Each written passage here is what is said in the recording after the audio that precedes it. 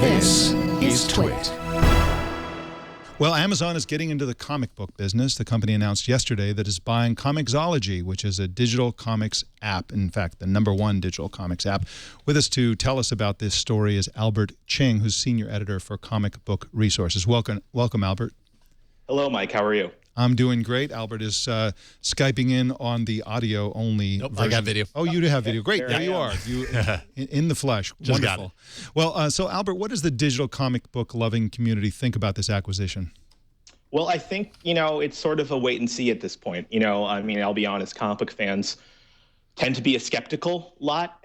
And I think a lot of people, when they hear a large corporation like Amazon getting involved in the digital comics market, which is still in many ways a new and still very growing market, they get skeptical as to what it might mean and whether or not it might have effects that might not be good for the user. But I think overall it's there is optimism, and especially with what the user base that Amazon obviously has might mean to expanding the audience of comic books. Now, Albert, I don't follow the comic world super closely.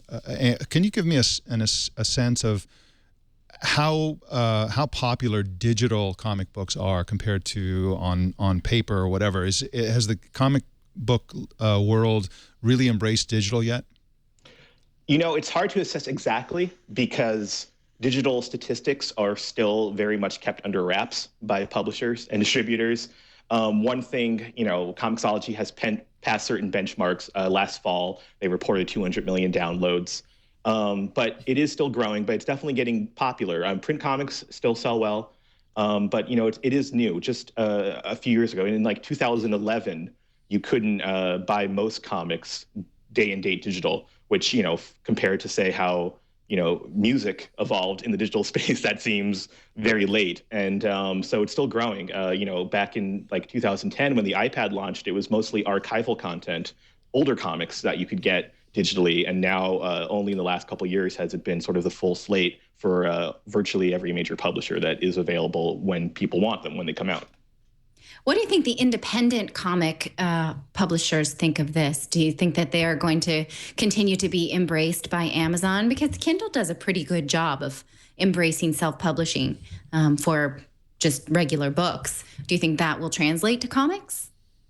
I think so. I think the hope is just to continue to break down walls for people.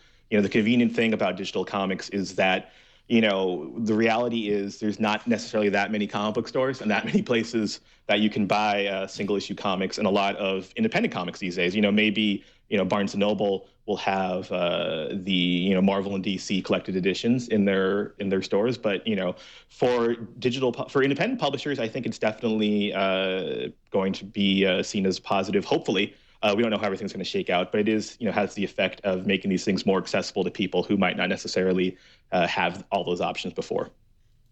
Now, just to give everyone a sense of how huge Comixology is on the iPad platform, my understanding is that if you exclude games, it's the #1 top-grossing app on the iPad. It's that huge. Now, Albert, what do you think of Comixology's self-publishing platform for from a qualitative standpoint? Is this a good way for comic creators to self-publish?